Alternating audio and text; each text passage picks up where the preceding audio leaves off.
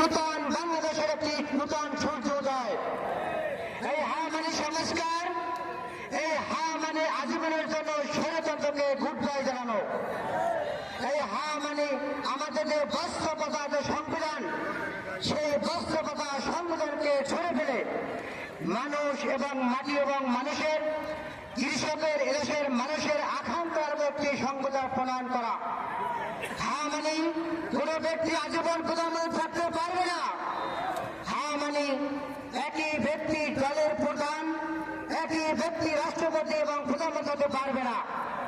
আপনারা কি চান না এই দেশ থেকে ভয় দূর হয়ে যাক?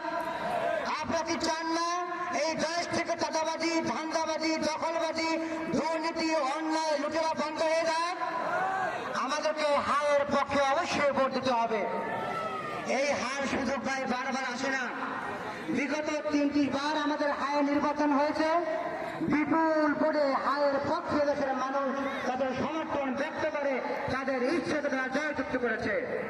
এবার কি হা জয়যুক্ত হবে বলেন? হবে কিনা?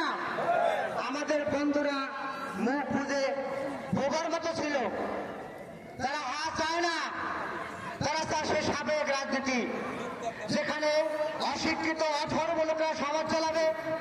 একজন চেয়ারম্যান হবে আন্ডার মেট্রিক পাস, একজন এমপি হবে 5, 6, 8ম পাস। আমরা তা চাই না। আমরা চাই টেকনিক্যাল বাংলাদেশ, আমরা চাই সায়েন্টিফিক বাংলাদেশ, আমরা চাই কৃষকের বাংলাদেশ, আমরা চাই মাঝি মাল্লা সাধারণ মানুষের বাংলাদেশ।